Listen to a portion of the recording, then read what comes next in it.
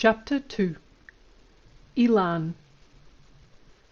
I met Vimalananda first in September 1975, on the day that Elan, one of his most reliable mares, won her first race for him.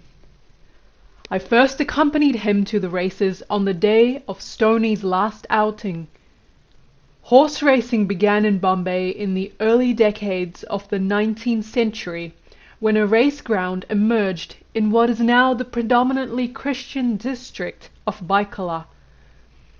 When the time came to search for greener pastures, the Royal Western India Turf Club Limited, RWITC for short, selected a low-lying site near Bombay's famous temple of Mahalakshmi, the goddess of wealth and prosperity. Most members of the Indian racing public mistakenly assume that the Mahalakshmi racecourse, which is among the world's most beautiful wagering venues, was a British production. In truth, it was an Indian, Sir Khusro N. Wadia, the Parsi who was then head of the textile giant Bombay Dyeing, who oversaw the entire project from concept through planning to construction. He gave the club an interest-free loan of rupees 4 million, which is 10 million or more in today's dollars, and went himself to Melbourne, Australia, to obtain a blueprint. Thanks to his farsightedness, there is only one turn for all races up to and including 1,600 meters, which is 1 mile. After racing ceases in Bombay in April, when the heat makes the course too hard for horses to safely run upon it, those horses which do not proceed to Hyderabad, Bangalore, or some other venue for monsoon racing are moved to the RWITC's facility in Pune. There they relax during the summer and the first part of the rainy season while torrents inundate the Bombay stables. The course in Pune sits atop land which is rented from the Southern Command of the Indian Army. It is a little jewel box that occupies the southeast corner of the hundreds of acres of military installations that is collectively known as Pune's cantonment. At the end of the Pune season, which usually lasts less than 3 months, the horses are again loaded aboard their vans or aboard a special train and returned to Bombay, where racing commences in late November or early December, after the mud in the stables has thoroughly dried. Racegoers have a choice of 3 enclosures inside that eminently tangible allegory for life that is the Bombay racecourse. Inside the members' enclosures sit the nobility of the racing world: horse trainers, horse owners, stewards, and members of the club and their guests. Club membership is an exceptionally exclusive privilege which postulants achieve only after dangling for a decade or more on the waiting list. Many club members are also owners. Most of those who weren't were, at least at that time, nouveau riche in industrialists, old-moneyed erstwhile Maharajas, Nawabs, and other upper-crust cavaliers, and their wives.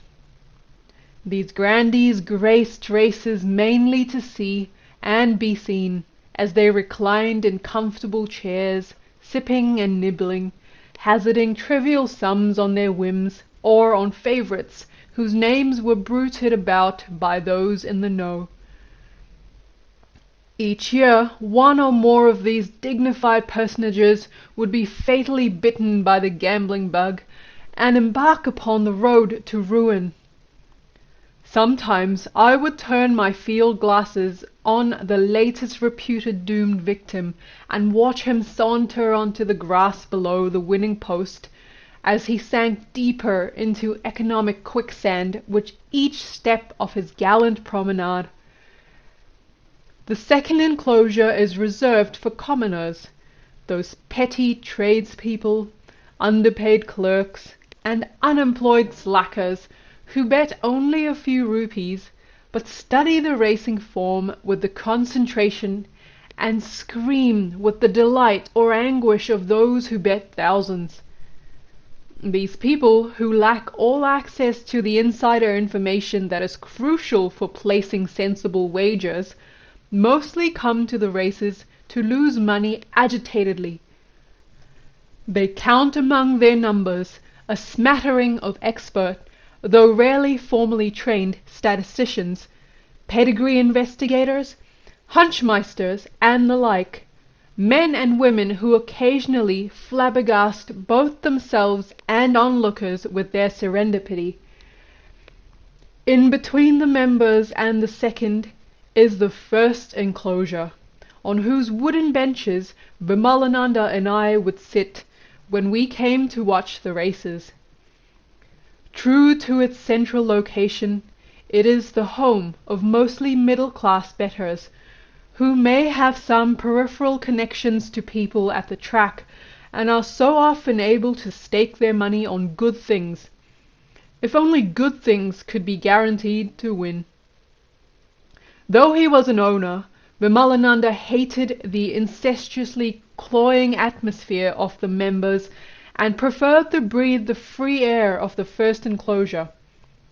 His friends there, who were mostly Parsis, included Kama, an upper echelon civil servant, and Feroz Godrej, the bluff, broad-shouldered transport manager of a local soft drink bottling firm, who was usually squired to the track by his milder son Noshir.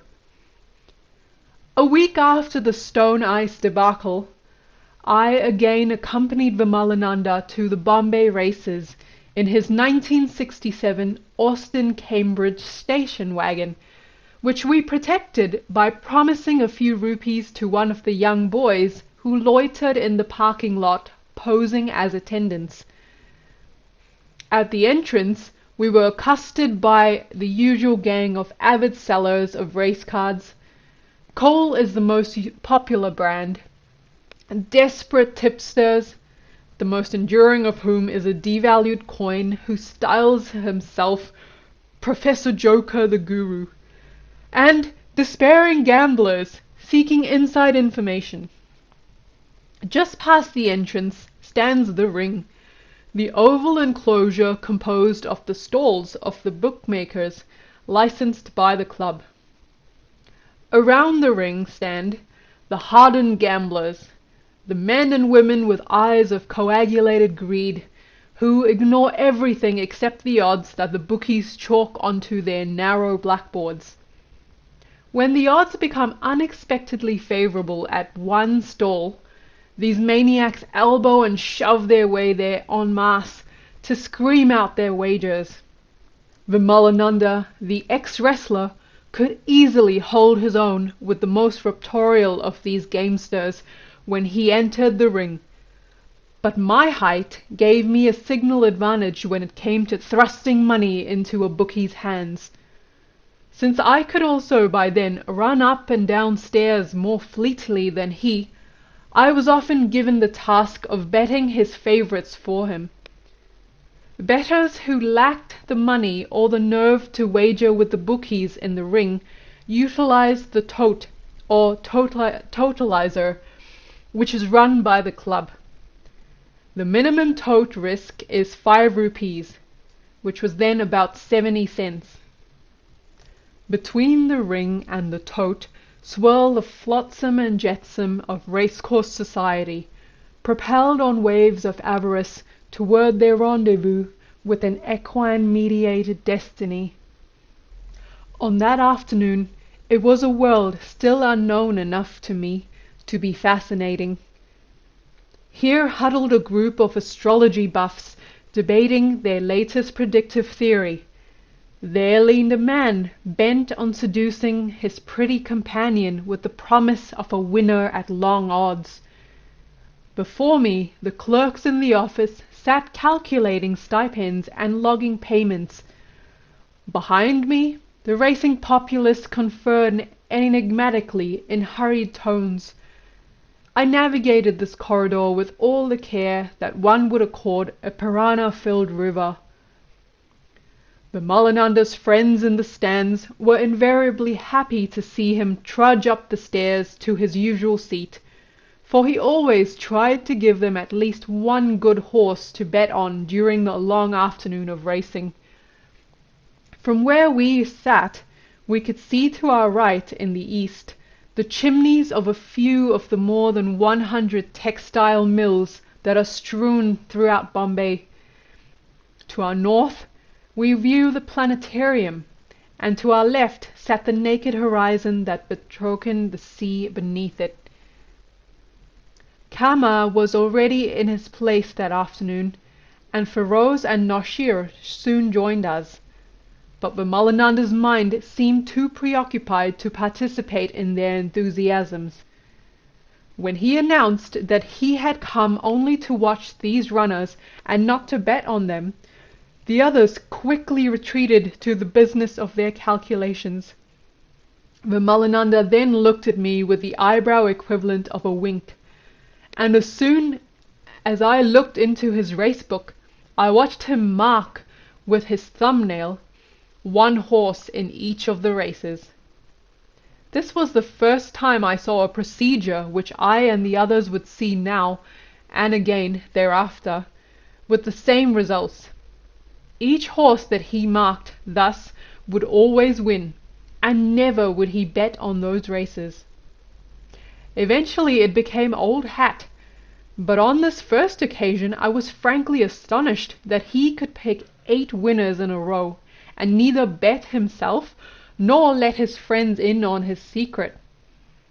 I was shocked that though Elan was running, she was not a good thing.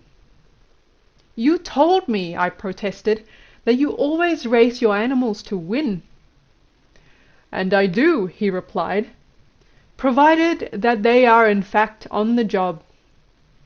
When they are on the job, everyone knows that they are on the job, so that they can all bet and enjoy along with me. It is always best to share your profits with good people.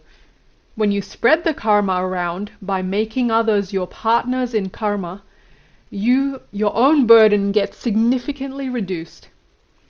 But only the greatest horses can win every race they run, and while I love Elan, she is not unbeatable. I could have just galloped her to make her fit, but this run will act as a gallop. Besides, I will be paid for it. I get a subsidy from the club each time one of my horses runs. Also, by running and losing, she will go down in handicap, which will make it easier for her to win next time. When she is on the job, everyone will know it. Have no fear." We continued to chat about racing until, after the 4th or 5th race, he began to comment conspiratorially from an astrological standpoint on the day's large number of unlucky-looking attendees. Jyotish regards such characteristics as oddly shaped bodies and uneven teeth as indications of affliction by maleficent planets, which impede the free flow of prana, the life force. When such unusual individuals appear at critical moments in one's life, they often foretoken negative events, and at first I thought that he had refrained from betting that afternoon from fear of some temporary obstruction to his own luck. But he picked up on my thought and contradicted it. "Luck is nothing but a matter of karmas, and there is nothing wrong with my luck. Not today, at least. Today I am in a different mood. Only a handful of people have ever entered the racecourse and left it again in one piece with their money, character and balance of mind intact. I was an inveterate gambler, uncontrollable, until my junior Guru Maharaj brought me under control. My gurus cured me of my gambling disease. I gamble now, but I control it. It doesn't control me. Still, gambling is a serious karma. It permanently devastates your mind. In fact, they say it is one of the 3 things that cannot ordinarily be atoned for in this lifetime. What are the other 2? Rape and guru murder. Gambling is that serious? It is very serious. But I have learned how to karmically atone for my gambling, so I'm not worried about that karma. What I am worried about is misusing my other talents. I am always happy to bet on my own fancies, on the horses that I have selected as winners on the basis of their pedigrees, records, handicaps, and recent track work. But suppose that someone, some ethereal being, comes to me and says, "Why do all that work? Here are the winners for today's races. Go out and enjoy yourself." I could take his advice and make lots of money that way. But what about the karma? What about the gambling karma? And the karma of taking money that I didn't deserve, and most of all, the karma of going under the obligation of that ethereal being. Somewhere along the line, he will want me to do something for him, something I may not want to do. How will I be able to refuse him if I am in his debt? I used to make money on racing with the help of information from the ethereal world, just to test it. And then I would promptly dispose of my winnings. Sometimes I would pay off my debts or other people's debts with that money. For the longest time I would go down to Crawford Market whenever I had a good day at the races and buy up all the pigeons and doves and other birds waiting there to be slaughtered.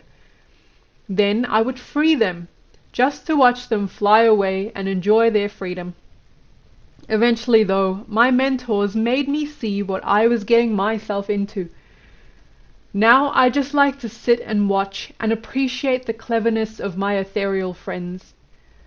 Besides, if I take everything that I am due from these horses too soon, that will be all I'll be able to get from them. Then there will be no fun in coming to the races.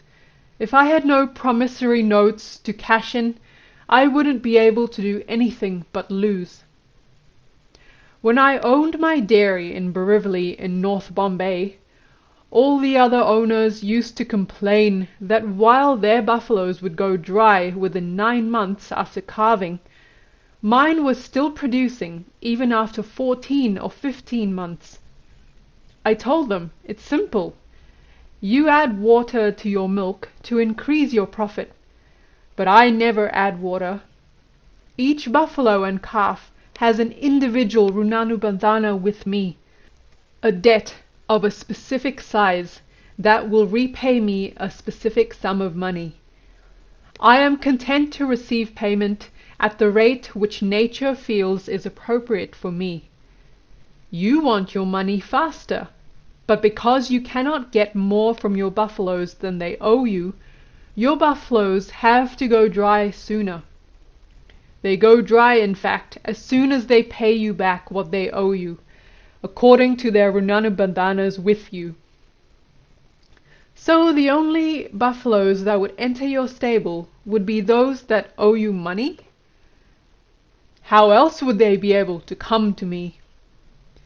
He interrupted his train of thought so that we could watch the next winner flash past our stands. Then some railbirds hailed us into their dispute over likely Derby winners. It was only after the races had ended for the day that he took up the threads of his argument as we began our drive home. The sun was just then setting tumescently behind the tomb of Haji Ali, like a well-cooked samosa dunked by the Creator into a deep dish of Kularian chutney. Haji Ali was a pious Muslim who gained his title Haji after performing Hajj, the pilgrimage to Mecca, that all pious Muslims are expected to perform once in their lives. After his return to India, he came to be regarded as something of a saint, and his sepulchre as something of a shrine after his death. Accessible only at low tide, his mausoleum is frequented mainly by Muslims seeking the Haji's ethereal assistance in mundane matters, including the divination of likely winners. As we reared past Haji Ali's last resting place, which juts out into the Arabian Sea on a small spit of land very near the track's main gate, my mind skidded toward food. I was thankful after a hard day at the races to find Vimalananda driving us to our favorite Pani Puri stand near the temple at Babulnath. We arrived there just in time to watch the last golden rays of the vanished sun settle on the ground between the faded pastels of the apartment buildings that loomed above us. Pani Puri, known in North India as Golgappa, consists of silver dollar-sized medallions of wheat dough, deep fried to make them swell into hollow balls, called a puri. The stall holder breaks open the ball with his thumb, scoops a few cooked bean sprouts or chickpeas into the cavity thus formed, and adds chutney or two, and then fills the ball with at least 2 types of thin sauces, called pani, one spicy with chilies, and the other sweet and sour, preferably from tamarind and dates. The customer now alertly stuffs the balls into his mouth, and when he bites it, all the flavors rush together and riot on his tongue. Win or lose, we usually stopped for Pani Puri at the end of a race day. As we munched, Vimalananda waxed oratorically.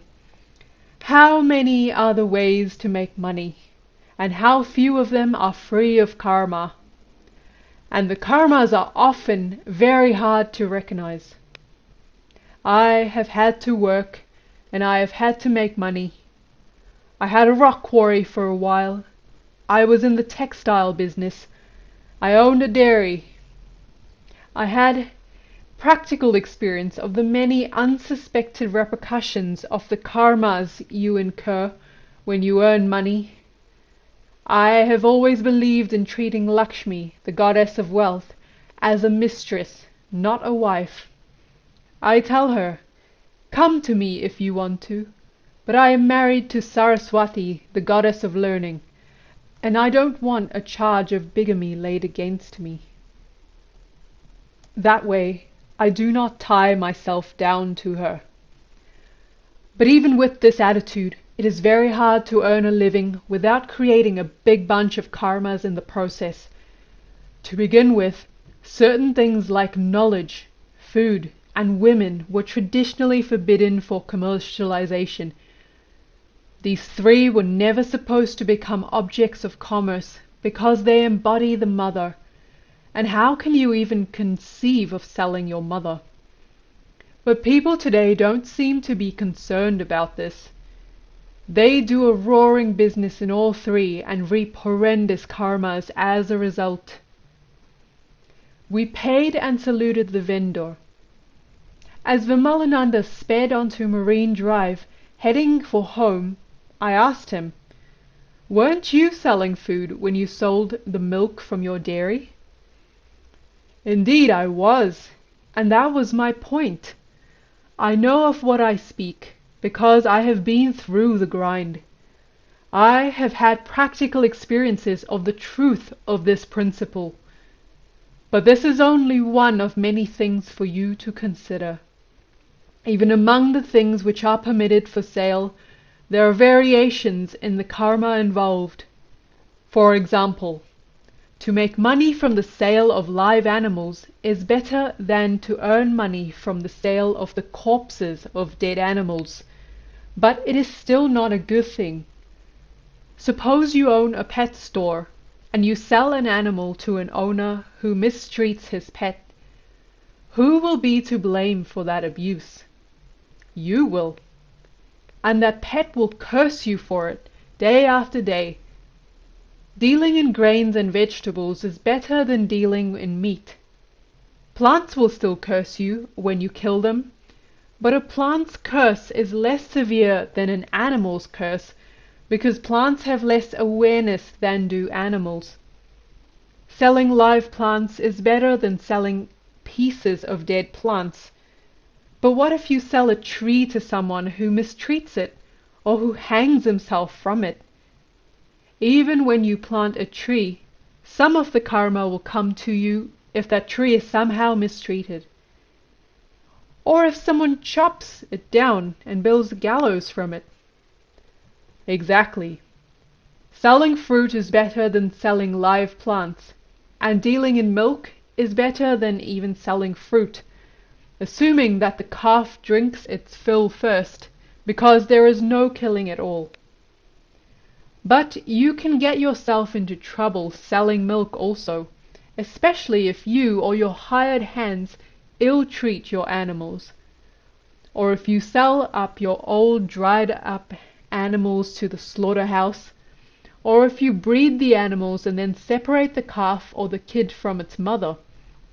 And that also goes for breeding pets for sale and separating pet mothers from their children. Do you think that animal mothers have no feelings? They do, and they and their children can curse you. But as bad as they are, these karmas pale before the karmas incurred by the people who sacrifice the millions of animals that are used every year to test and improve medicines and cosmetics. Our ancient rishis used to test their medicines on themselves. They never asked animals to do their work for them.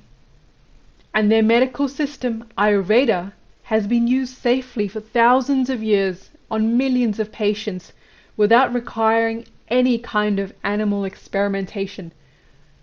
But in the modern world, millions of animals are butchered annually without any thanks for laying down their lives in the service of science. Alexander Fleming was knighted for discovering penicillin, and many other scientists have received Nobel Prizes. But has a laboratory monkey or dog or cat, rabbit or rat ever received a medal or had a statue erected in its memory? No, never. Millions of animals are sacrificed each year so that humans can enjoy safe drugs. But what happens to all the violence that is used to perfect the medicines? The law of karma tells us that it will not just evaporate. It has to appear somewhere.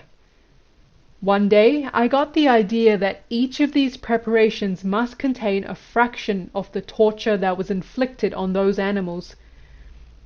Some of that hate and pain must be there, and it comes out in the form of the terrible side effects that many of these drugs produce. I don't think anyone else has ever thought this way. Do you? I doubt it. And what about modern agriculture? Today we try to prevent the insects, birds and other pests from eating their fair share of the crops. Why should we give them a share? Because they would also have a share in the karma of digging into Mother Earth's body with plows to produce the food. Jains are forbidden from farming or even selling milk for this very reason. This prohibition has made many Jains into moneylenders, which is even worse. Instead of sucking life from the earth, a moneylender sucks the prana out of those who borrow from him. Besides, think for a moment about what it means to lend money at interest. Money is the embodiment of Lakshmi Shakti. If you regard all Shaktis as mother, could you ever dream of taking your mother to someone else's house and making her work there? And on top of that, demanding her earnings from her at the end of the day? I hope not. Jesus said, "The love of money is the root of all evil." And he was right. But he should have also gone on to say that money itself is a very filthy thing. It is Lakshmi, but Lakshmi is her whore form. the form in which she is passed from person to person and used over and over again. Think of all the karmas that pile on just one piece of money. Do you know what happened to Croesus, the king who invented money? He died by having molten gold poured down his throat. That should give you an idea of the magnitude of the curse he has unleashed upon us. The rishis never used money, and I personally never keep any on my person unless I simply cannot avoid it. I hate to handle it, which is why I always prefer to give it to you or to Roshni to handle. Oh great. Roshni was Vimalananda's foster daughter. She and I respected each other sufficiently that we were willing to work together for Vimalananda's benefit, despite what was at that time an ongoing foster-sibling rivalry. What are you worried about? It is my job to see that this curse doesn't affect you. If I ask you to dig in the slush for me, then I have to arrange for you to bathe as well. But not everyone has this advantage. Those who don't are affected by these curses. He swung the car onto our street and parked it. Upstairs, Roshni served us drinks. Do you know the story of gold? Gold itself once told me this story. I was resting peacefully in the womb of my Mother Earth when men came and dug into her and dragged me from my home. Then they tortured me by burning and melting me and forming me into new shapes. But I have altered their minds so that they do not keep me outside working for them. Instead, they keep me hidden in dark, cool vaults, very much like my mother's womb.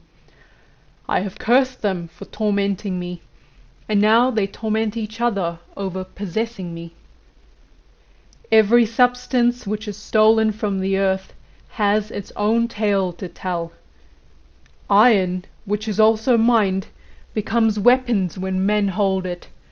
Just as the earth's skin is punctured in strip mines for iron ore, iron and steel are used to puncture men's skins in the form of bayonets and shrapnel, razors and knives, needles and scalpels.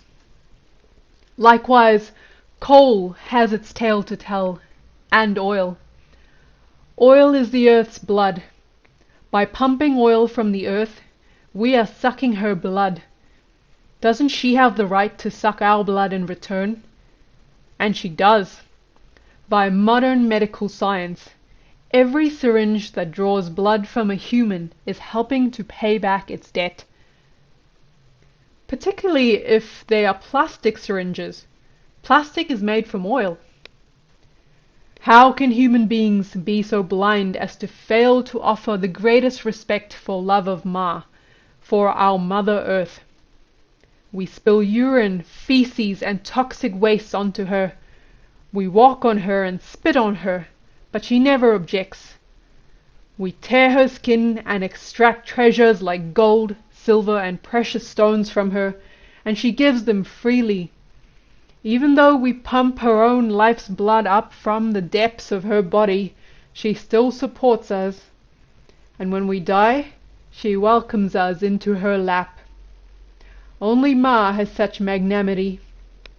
But even she cannot save us from the law of karma, because she looks on all her children, every mineral, plant, and animal, with an equal eye. What we do to her children, we have to pay for. Gorakhnath says, when you don't ask, you get milk. When you ask, you get water. When you take, you get blood. This is Gorakh's rule. He means that if you don't demand things from nature, she will give them to you of her own free will, just as mothers give milk to their babies out of the exuberance of their joy. If you ask, nature will give you just what you ask for. Because you cannot know what is best for you, it is best not to ask. But if you ask for something, you will receive it. Even though water is not so tasty and nutritive as milk, it will keep you alive, at least for a while. If you grab, you get blood. Theft is always a karma, just as theft of an animal's life in order to enjoy its flesh is a karma. According to the law of karma, the repayment for blood is blood. Blood is also hard to digest and may cause you to get sick if you are not used to drinking it. Milk is a beautiful, sweet drink. Pure water is pleasant, but blood tastes good only to vampires. So never take anything. Always remain in the lap of the mother and let her feed you from the abundance of her milk. Okay, so producing things is out of the question karmically. What about professions? What about the professions? Are they any better? I would never want to make money from law. That money is tainted with whatever evil karmas your client has performed to get him into the sorry plight that has brought him to you. Then those karmas are multiplied by all the lies you will have to tell if you want to win your case. I have a law degree, but I've never practiced law. My father was a trained lawyer as well, and he too refused to make money from law. On his first day at work, he advised his clients to settle with each other and avoid litigation. His British boss took him aside and said, "Young man, if this is your attitude, you will never thrive in this profession." My father told him, "I'm sorry, I can't do what you're asking me to do," and he quit. As for medicine, well, it is better than law, because you don't need to lie at all the time. But Ramakrishna Paramahasa himself said that a doctor's money is all blood and pus. When you take money for treating someone, you still share in that patient's karma, and maybe even create some new karmas. You might as well just take on all the patient's karmas and be done with it. That way he would get well immediately, and whatever you do, you are only helping nature out. What is so heroic in that? If anyone deserves to be paid when a sick person gets well, it is God, because it is God that does everything. Of course, for that matter, what beneficial activity is there in the universe that God does not do? It is true, though, that a doctor who treats people without demanding a fee helps to clean his karmic slate. I have also trained as an Ayurvedic physician, but I have never charged a fee for my services and never will. What about me? Here I am attending this Ayurvedic medical college. Why do you keep worrying about yourself? If I told you to go there, that makes it my karma, my responsibility. If I tell you to practice medicine and you do, then there too I am responsible, provided that you practice to the best of your ability.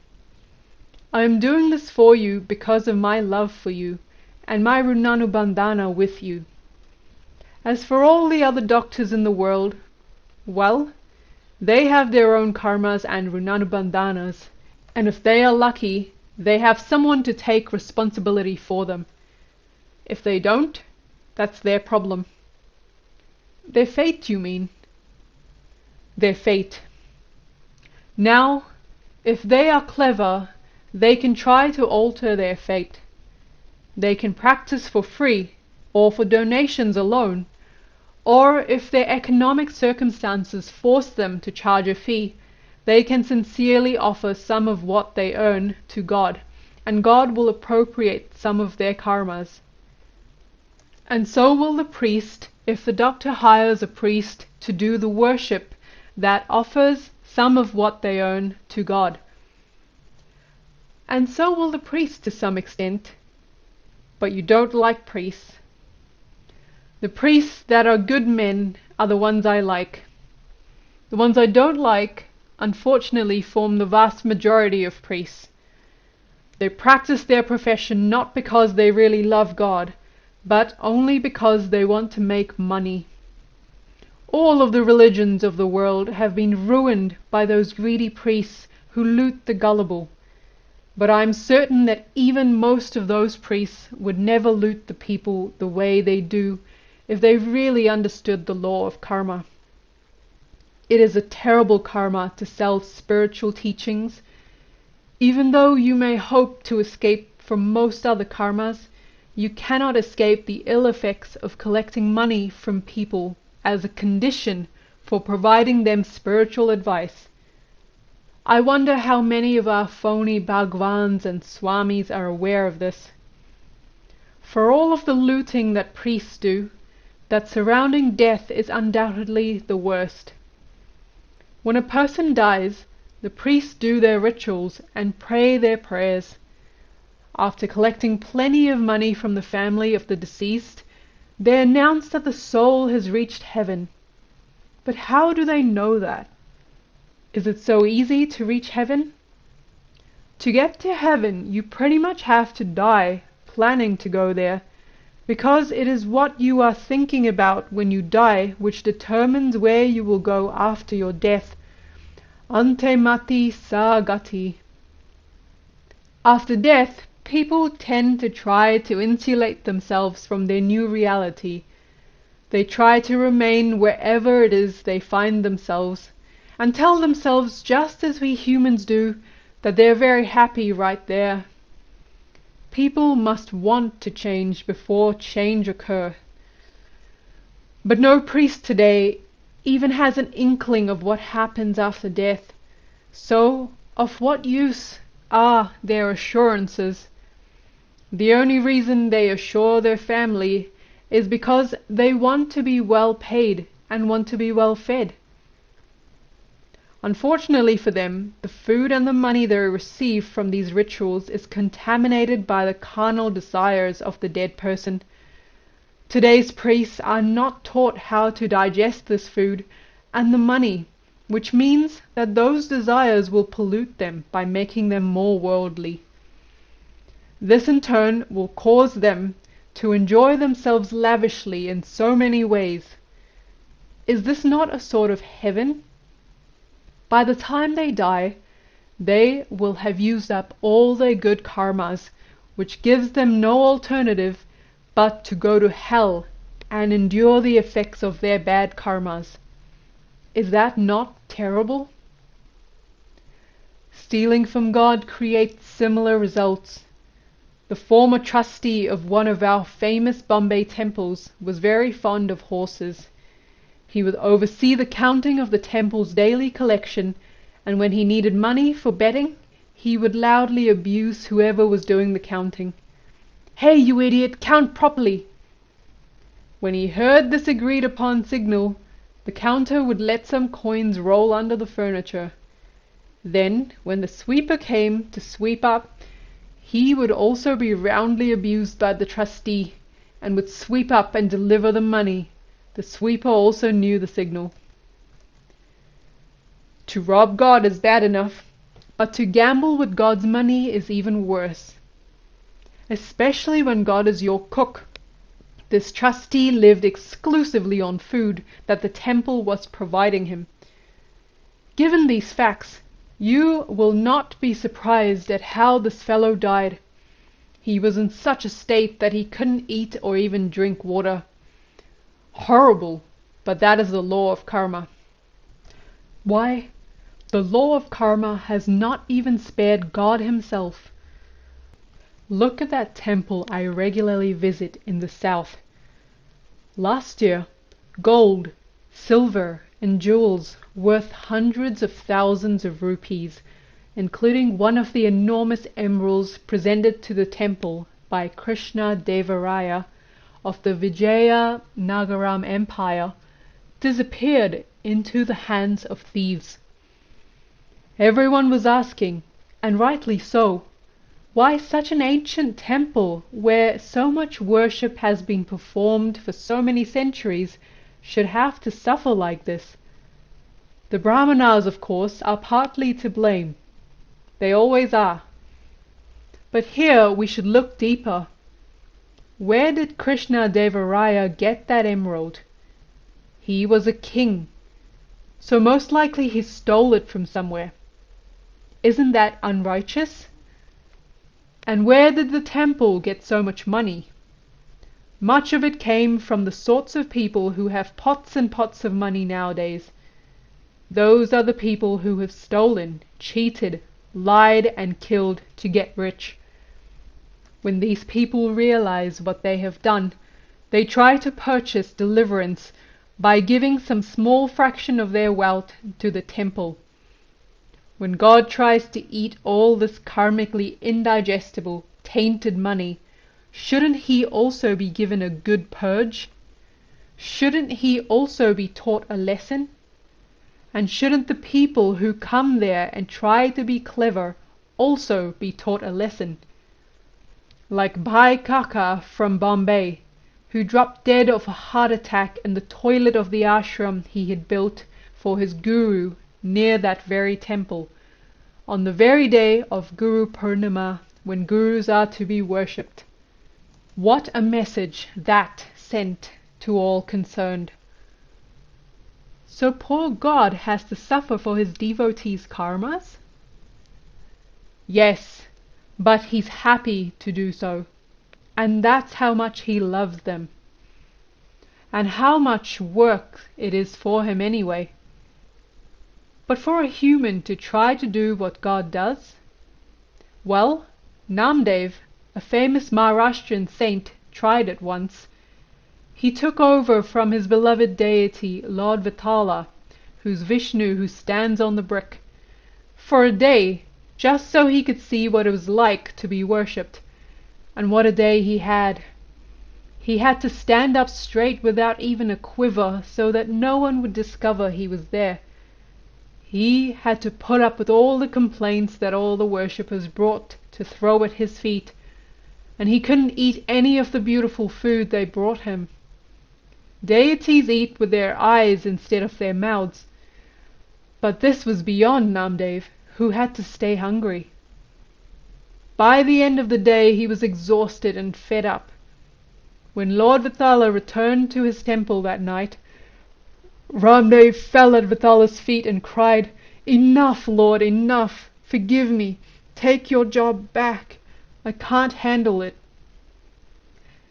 It's so easy to bollocks things in this business of money that it's hard to believe anyone ever survives the effects of their errors. Well, I am lucky that way, because even when I have made mistakes, someone has been there to correct them for me. Once I was in desperate need of money. I was so desperate that I just didn't know what to do. But I was thinking of doing something drastic. Thinking, I fell into a deep sleep and had a dream. In the dream, someone showed me a man with a fat belly, the kind of belly so many successful businessmen have. I was told his name and his wealth. He is worth 50 million rupees. Then I saw a second man who was thin absolutely, 4 times thinner than any man you have ever seen. I was also told his name. This man is worth 100 million rupees. Finally, I was shown a man who was absolutely rotten, literally eaten up by his disease, full of leprosy and eczema. I heard his name, and he is worth 500 million rupees. Then I was asked, "Now, do you want to become wealthy?" I said, "No, please forget it. All I want is for nature to take care of me, and whatever she provides for me I will accept with great thanks." Since that day I have forgotten to try to become rich. I don't need to be rich. Someone is taking care of me. The next day I proceeded to Pune to resume my Ayurvedic classes. A couple of weeks passed before I could escape again on a train bound for Bombay and descend through what is some of the loveliest scenery in India. the range of hills known as the Western Ghats. The Deccan Queen arrived at Victoria Terminus that morning precisely at its scheduled time of 10:35 a.m.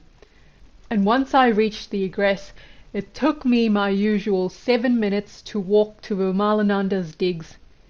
He was awaiting me excitedly.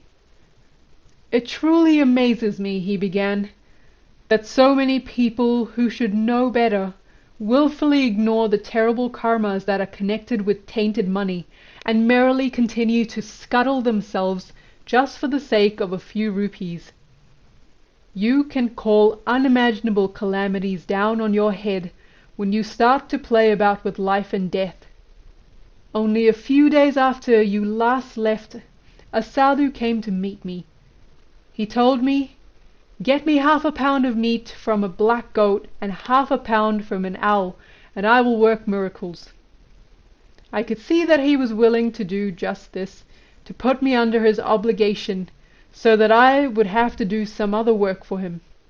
No thanks. I told him, 'I know what an owl can do. You needn't think you are telling me anything new. But I am not interested. Please get out of my house.' Was he upset? Who cares? I don't even want his thoughts in my neighborhood. Do you remember what I told you, that the goddess Lakshmi rides on an owl?" "Yes."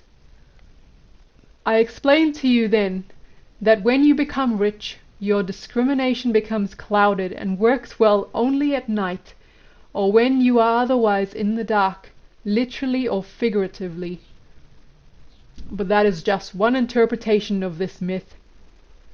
Now, I think you should know some more things about owls, things that very few people know.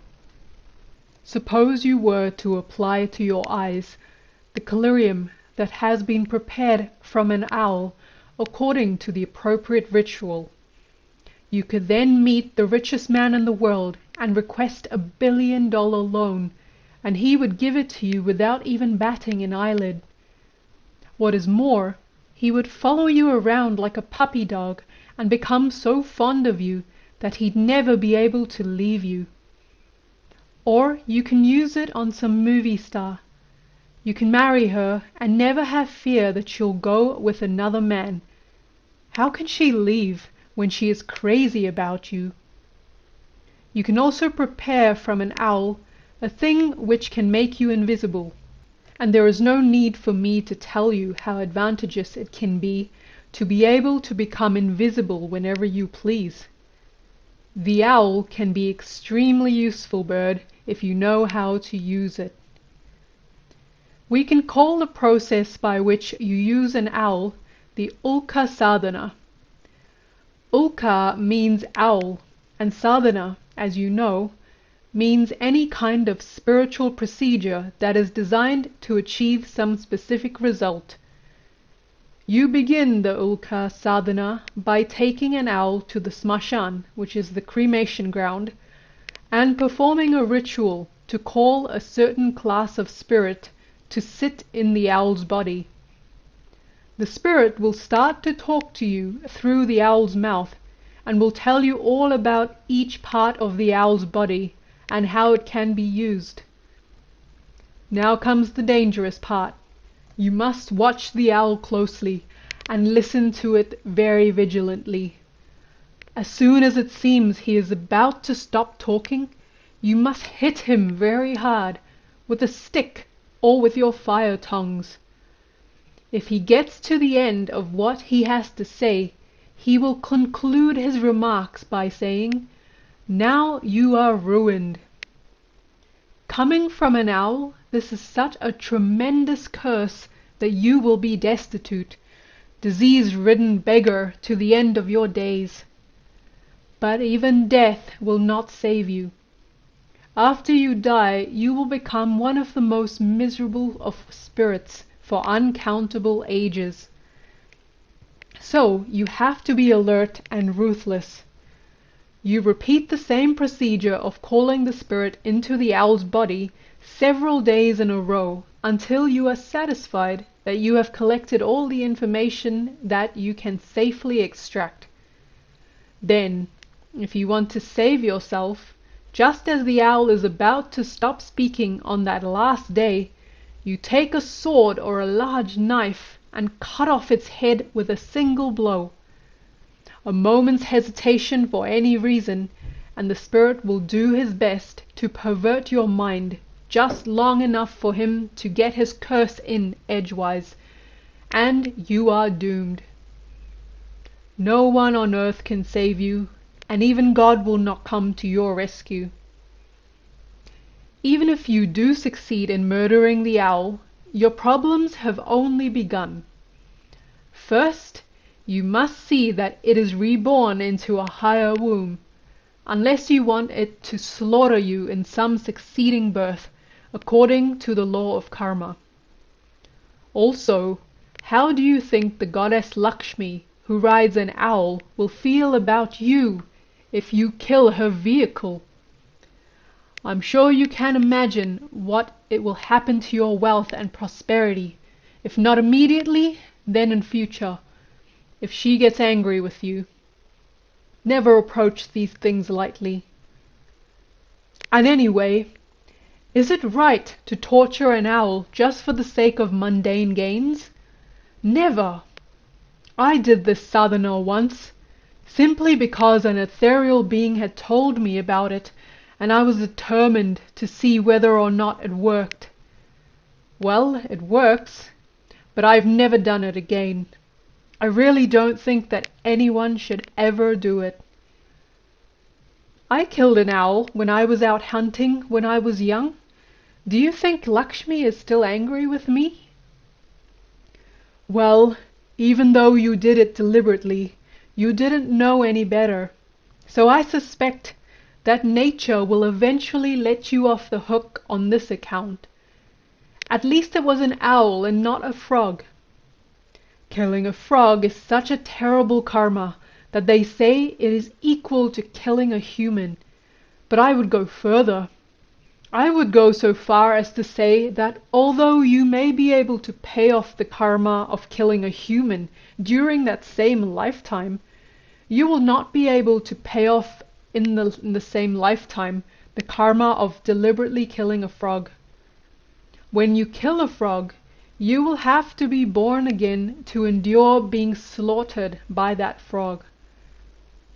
Instantly my blood froze, for though I had never killed a frog, even in a laboratory, I had a few years earlier been involved in a tantric ritual in which a frog was used. Fortunately, it was released alive. I told him about it. Thank God it didn't die. That's all I can say. Besides, the whole project wasn't your idea. That fellow conducting the ritual will have to pay for its karma. Does he realize what he has got himself into? But what about the people who kill frogs in laboratories in the name of science, and the people who eat them? Even though ignorance of the law is no defense, the degree of the karma depends on the intention. In the context of science, the karma is minimal if you are a student and your instructor directs you to kill a frog. But if you design some sort of research project that involves killing frogs, then you are responsible for those deaths. Eating them makes you responsible too, of course. You know, when I owned my rock quarry over the Shiva Island, I more than once saw my workers break open a rock in which there was a frog. Out it would jump, alive. Don't ask me how. And then the poor thing, as it was trying to hop away, they would grab hold of it and eat it on the spot. Didn't they ever wonder how the frog had stayed alive in there? Not at all. They were being driven by their karmas. Being illiterate and ignorant, all they would do was conform to the nature of their runanubandhanas. But what of all the educated people who look at a frog and immediately think, frog legs? How many people ever wonder about the life of frogs? How many people ever look at a little frog and appreciate it for how beautiful it is, just enjoying its life? The frog is the farmer's friend. When it begins to croak in the summer, the farmer knows the rains are about to start. Frogs eat thousands of insects during their lives, so they are a natural form of pest control. And whenever you see a frog, you know there is a snake about, because frogs are the natural food of snakes. Life lives off life.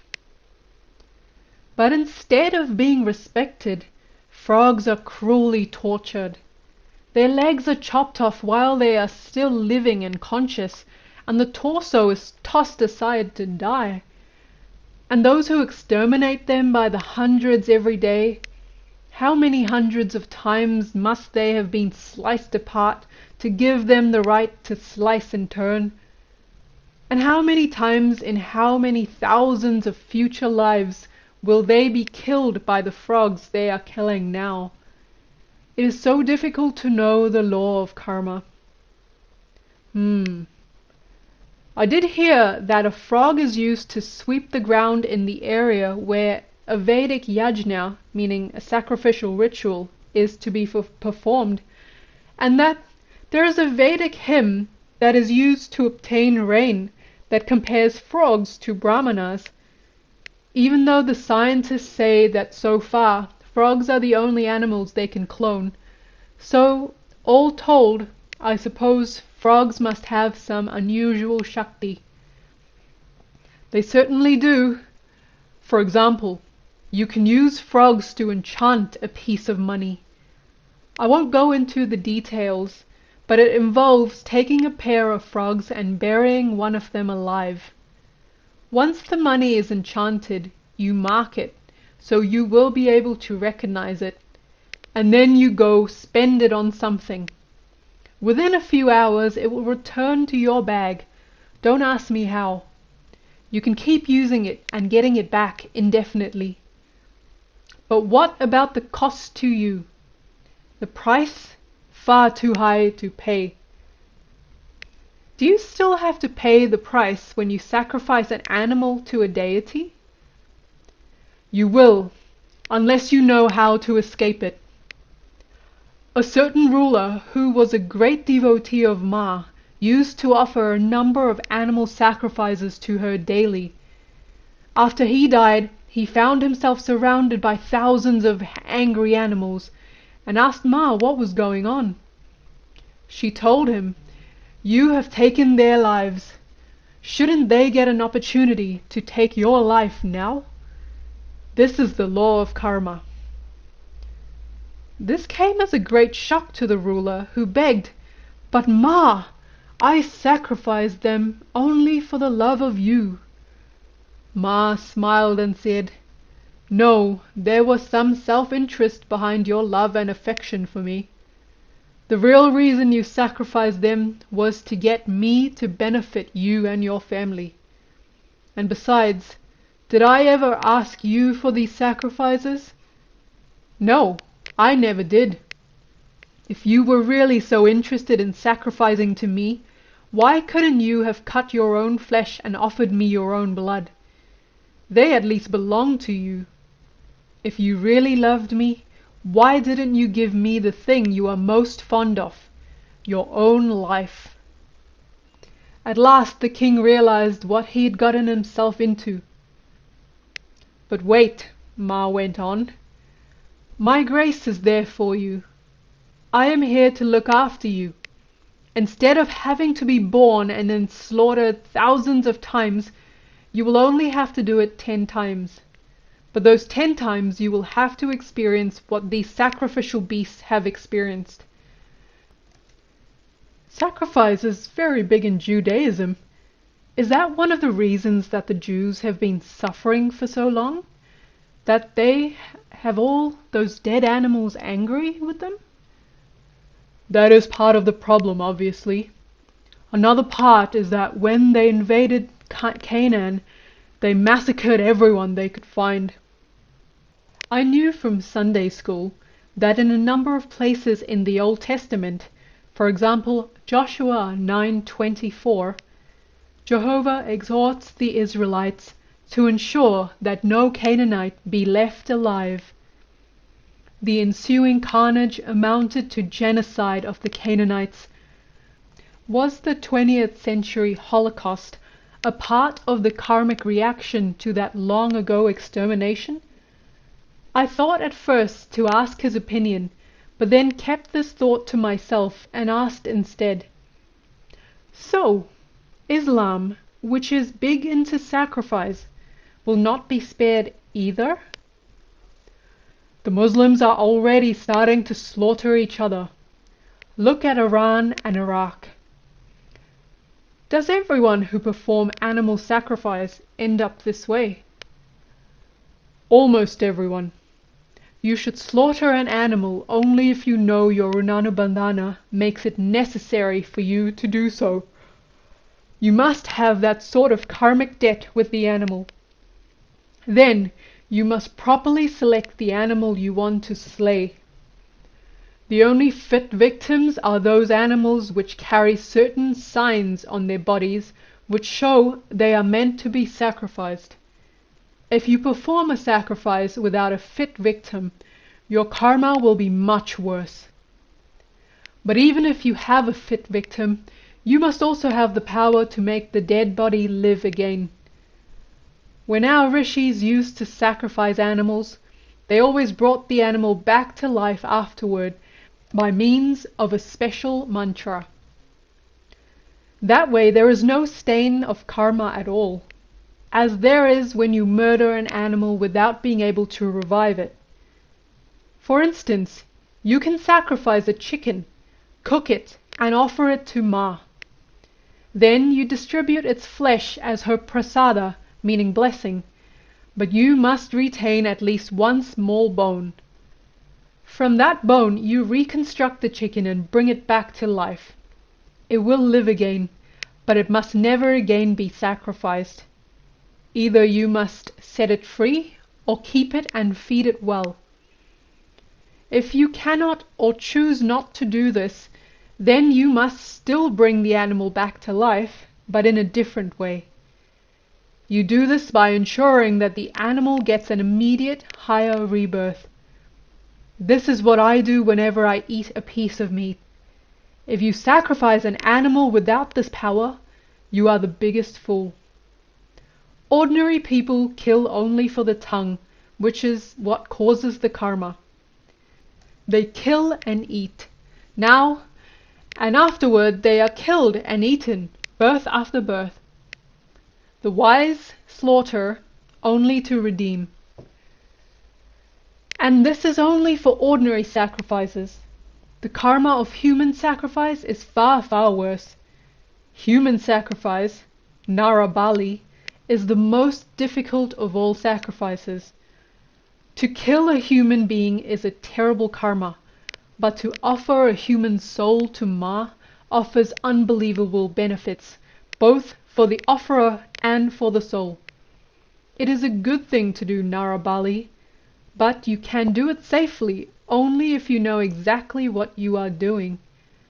For one thing, even though almost everyone today is a pashu, an animal, you can't just go out and slaughter whomever you please like the thugs did. The thugs, or deceivers, were a secret society of Indians which offered unsuspecting victims as sacrifices to their goddess Bhavani. During their heyday, they waylaid and murdered an estimated 2 million travelers. Their depredations ended when they were suppressed by General Sleeman and the British Army during the last century. In the wrong hands, these rituals bring nothing but trouble.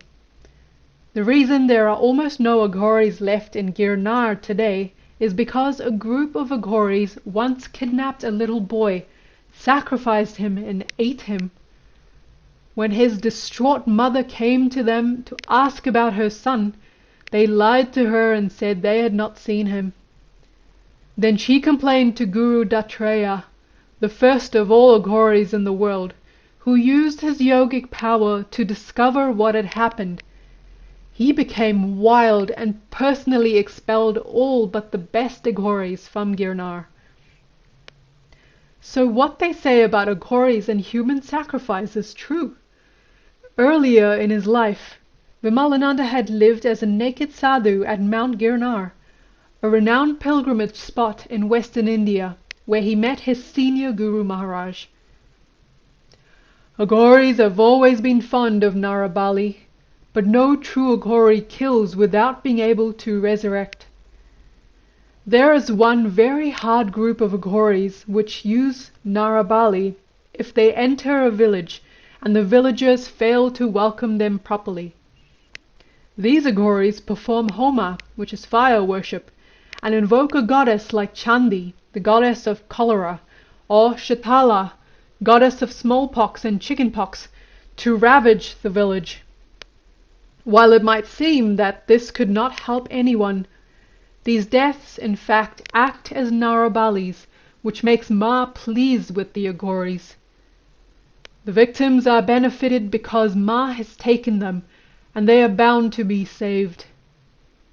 And the remaining villagers who come to their senses after a few deaths learn proper manners. Everyone gets some benefit, but the process does produce some karma. Doesn't it produce a lot of karma? It certainly seems like a lot of ego is involved here, like there was with the Aghoris that Datreya threw out of Girnar. I mean, all right, the villagers failed to welcome you properly, but is that a good reason to kill them? Shouldn't you be a little more compassionate if you are a sadhu? Suppose, though, that you are an Aghori whose worship of Chandi or Shatala has matured and your goddess is with you 24 hours a day. Then the villagers are not offending you as much as they are offending your goddess. It is she who loses her temper, she who performs the Homa through you, and she who consumes the sacrifices. And besides, if a tiger were to waltz in here right now, you would behave toward it with respect, wouldn't you? I should hope so. Similarly, you would be very wise to behave respectfully toward a powerful goddess in whatever form she might choose to appear to you. It is true that the villagers probably did not ask for the yogis to come to their village, but once they arrived, the locals ought to have realized the potential consequences for disregarding them. This is India, after all. There is no lack of precedent for this kind of thing. Remember, don't ever make friends with a king, a yogi, the fire, or the water, unless you have planned to live up to your friendship. He started to laugh. My senior Guru Maharaj, my Bapu, is both a ruler and a yogi, so you have to be extra careful with him. One day he took me to a place where an immense underground treasure lay buried. We passed through stacks and stacks of gold bricks, heaps of jewels, and what have you, but neither of us stopped for them.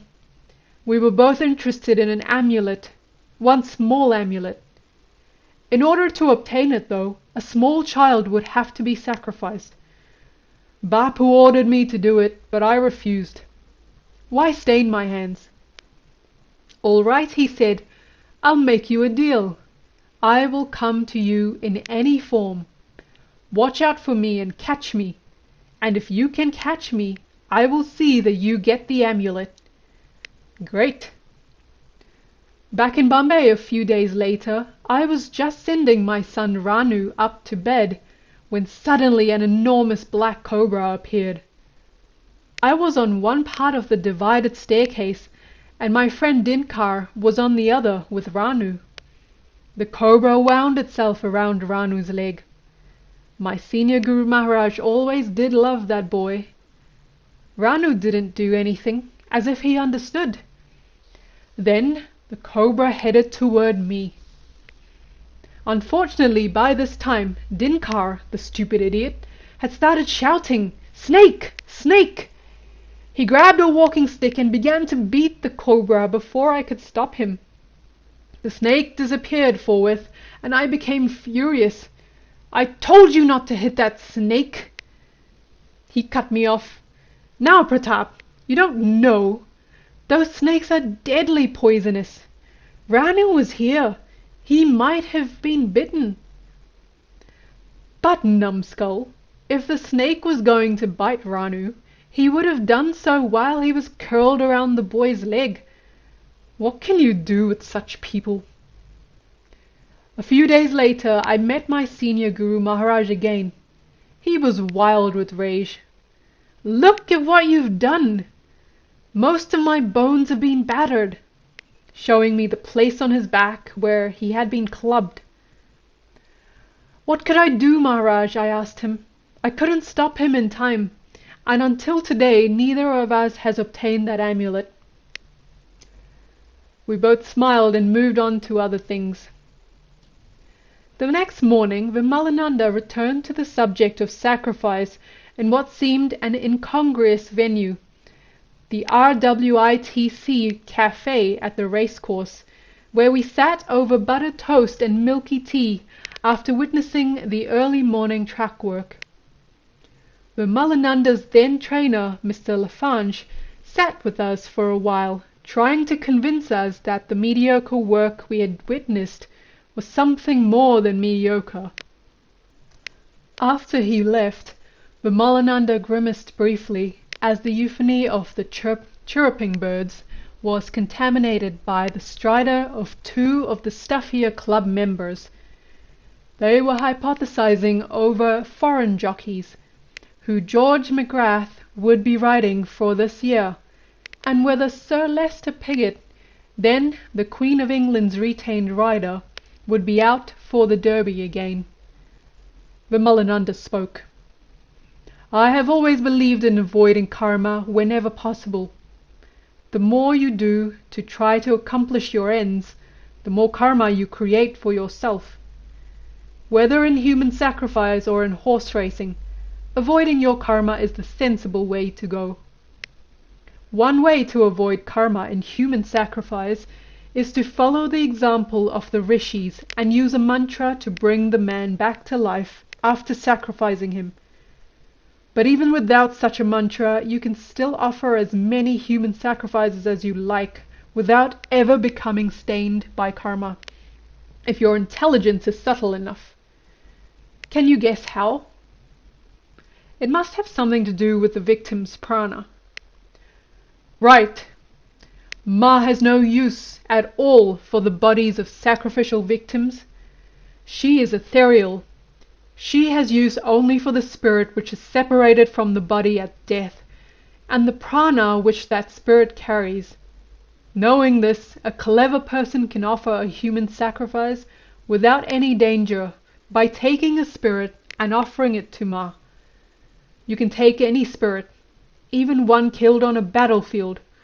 Wars kill so many every year. You can give thousands of Narabalis this way if you desire. All you have to know is how to do it. First you locate a country in which a war is going on. Then you tell Ma, "Ma, I am going to provide you with a certain number of Narabalis within 2 days, if you give me permission to do so." If she gives you permission, you proceed. Otherwise not. You collect all the spirits of everyone who has died in the war thus far, soldiers and civilians, innocent victims and guilty warmongers alike. Since they have all died violent deaths, they don't know where to go and cannot find their way into a new rebirth. After collecting the spirits, you bring them back to the spot where you will invoke Ma to devour them. Then you perform stambhana, meaning immobilizing, and kilana, meaning nailing, to lock them inside a circle from which they will be unable to escape. This is the ethereal equivalent of tethering a sacrificial animal to the sacrificial post by tying a noose around its neck. Then you invoke Ma. When Ma arrives, she is ready to eat, but because she is ethereal, she does not eat with her mouth. She inhales the spirits. They are ethereal anyway, just like puffs of wind, taking their prana from them and enjoying her own cosmic intoxication. Have you ever seen a puppy playing with a ball?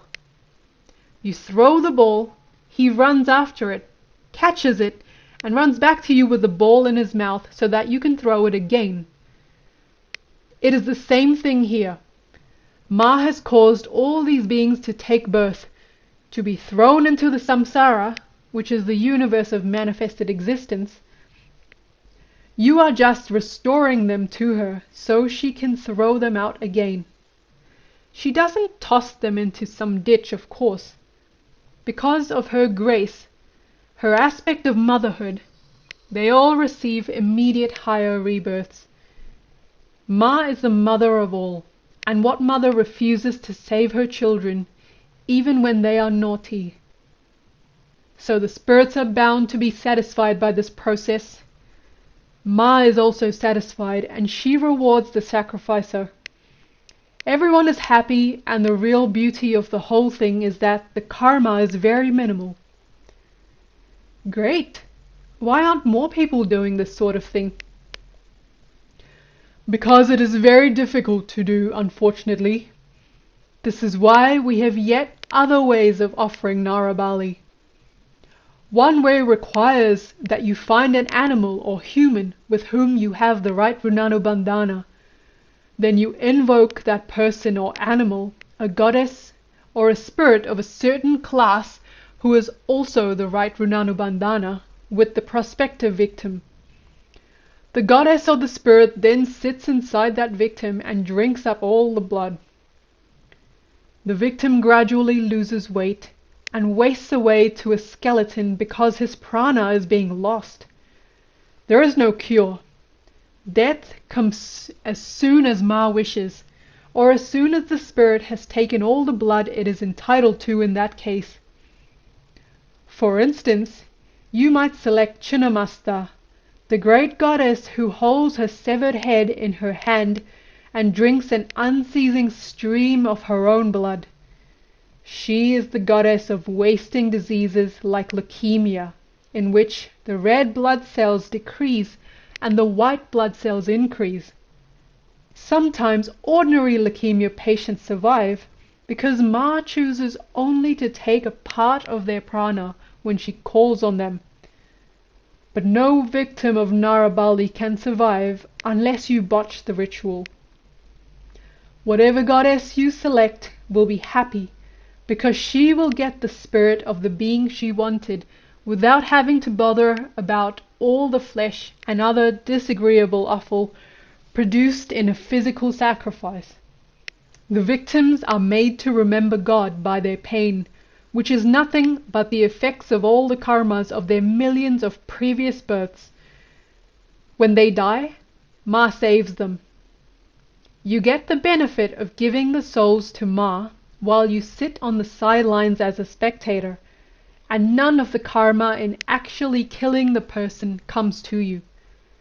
In these ways, 100,000 Narabalis can be given. The result? Tremendous. You can never do so many physical sacrifices, which is why I always say that physical worship is limited. But if you try to fool about in this way, without knowing your Runanubandhana with your victims, you are heading for big, big trouble. So, how to know Runanubandhana? All in due time, my boy, laughed Vimalananda. All in due time.